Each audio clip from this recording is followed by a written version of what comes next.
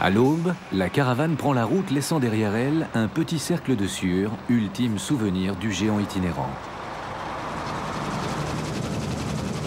Durant toute l'année, un ruban rouge et jaune va sillonner toutes les routes de France. Avant d'être un cirque, Pinder, c'est une entreprise de transport, car tout ce qui rentre en jeu dans son fonctionnement doit être transportable.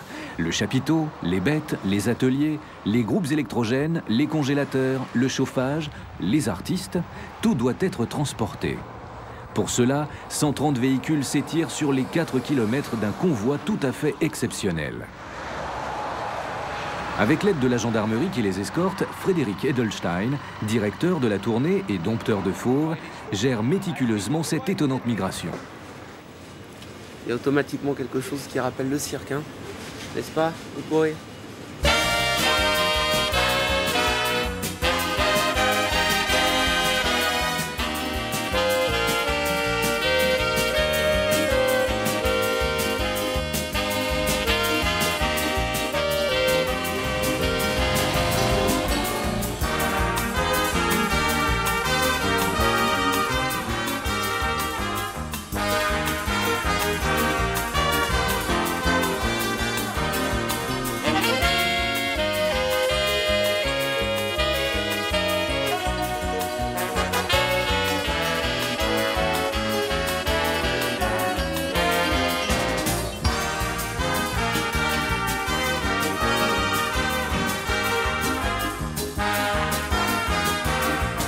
Arrivé à destination, le cirque doit le plus vite possible s'installer de manière précise selon un schéma de montage très étudié. Les propriétaires des véhicules se trouvant sur la place du cirque sont priés de venir les déplacer très rapidement, sans quoi vous allez être bloqués durant une semaine. Merci. Dès qu'on arrive sur la place, on est comme des Indiens.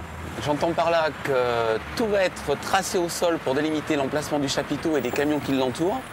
En ce qui concerne la ménagerie et tous les convois, les gros convois du cirque, les couchettes, les cuisines, les semis qui sont équipés en électricité, tout ça est placé de façon à ce que le cirque soit bien fermé, avec toujours à l'arrière du chapiteau les cages avec tous les fauves pour leur permettre de pouvoir rentrer sous le chapiteau, les cages extérieures qui se montent de l'autre côté, et tout de suite à proximité de ces cages extérieures, les caravanes d'habitation, des dresseurs, tout en partant du principe que moi je veux toujours avoir quand même une grande majorité des gens du cirque qui sont vraiment internes à la maison, à proximité du chapiteau, parce qu'on ne sait jamais ce qui peut arriver, surtout dans une ville comme Marseille où le Mistral est présent, quand il y a du vent, quand il y a une tempête qu'on ne peut pas prévoir, c'est toujours important d'avoir les 150 personnes et notre personnel à proximité pour pouvoir tout de suite intervenir. Ça nous a d'ailleurs sauvé plusieurs fois notre chapiteau.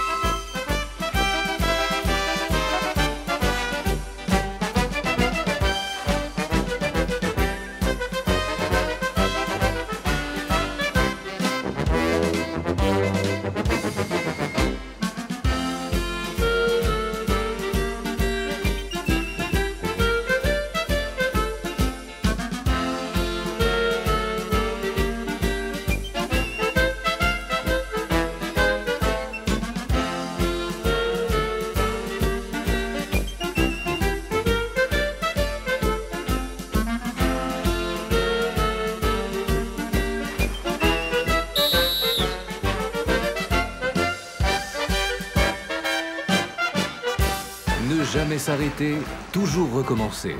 Dans une véritable frénésie, ces nomades, jour après jour, démontent et remontent des tonnes de matériel. Tels des forcenés, ils enchaînent les kilomètres pour apporter joie et bonheur tout au long de leur périple. Un véritable sacerdoce.